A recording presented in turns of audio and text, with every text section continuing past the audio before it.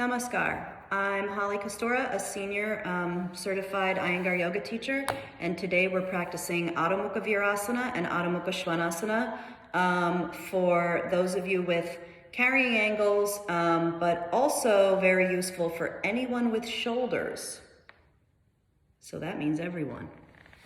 Or at least everyone who practices Adho Mukha Virasana and Adho Mukha Svanasana and has a horse and 2 belts. Okay, and then I'm also going to show you in another video a way to practice if you don't have a horse. Okay, so what I want you to see is how the belts are hanging perpendicular to the floor, not backward nor forward, and they're going to stay that way, hopefully, as I practice Adho Mukha Virasana and Adho Mukha Svanasana. So I'm taking the belts as wide as I need to for Adho Mukha Virasana. Now, in Adho Mukha Virasana, the arms are overhead, right? But what I want you to see is that I'm not squeezing my neck with my collarbones, neck in the front with my clavicles, my collarbones in the back with the top of my scapula, shoulder blades. I'm spreading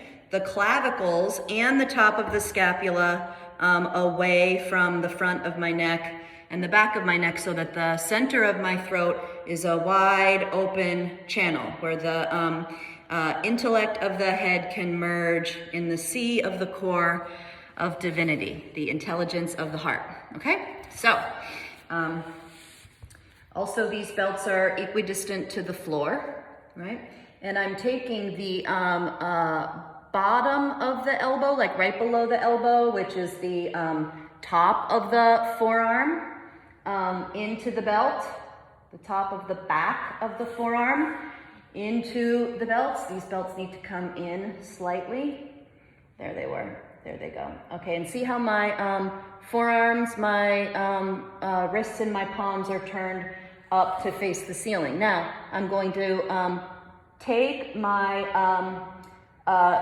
armpits and move them away from my hands. I'm taking my armpits and moving them away from my hands and letting the tops of the upper arms, which are the deltoids, not get pulled backward. I'm just letting them flow forward towards the palms of my hands. Now, important for information for Adho Mukha Svanasana. So it's important for us to establish that the lumbar spine isn't, those vertebrae aren't digging in to the abdomen, that they're, so that they don't push the contents of the abdomen against the skin, that you're able to lift the contents of the abdomen up and away from the skin and spread those contents laterally out to the side. Okay, now from here I'm going to turn, and this is important, so I keep the upper part of my forearms near my elbows turned up to face the ceiling, and I'm going to turn my palms and my wrists and the lower part of my forearms, near my wrists, so I've divided that down towards the floor. So I've divided the forearms in half.